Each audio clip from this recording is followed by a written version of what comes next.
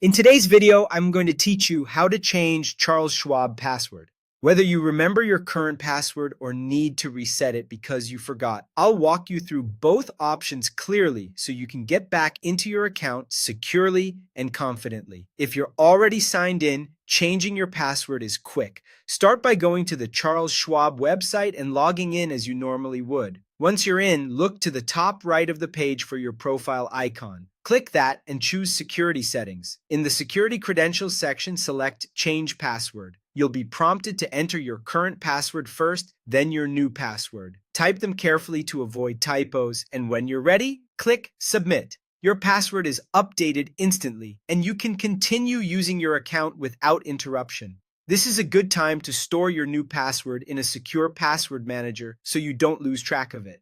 If you've forgotten your password, there's a simple reset process. Go to the Schwab login page and click Forgot Password. You'll be asked for your login ID or account information so the system can find your profile.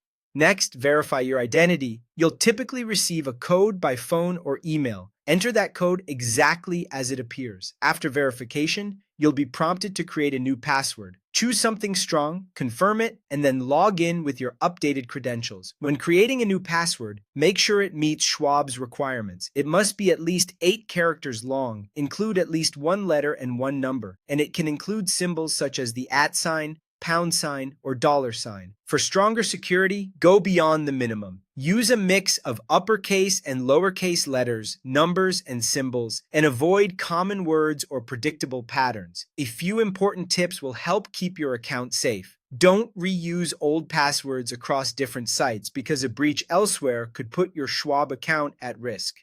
Avoid using personal details like your name, portions of your social security number, or your login ID. And for an extra layer of protection, enable two-factor authentication in your security settings, so a one-time code is required in addition to your password. That's it. With these steps, you can change or reset your Charles Schwab password quickly and keep your account secure.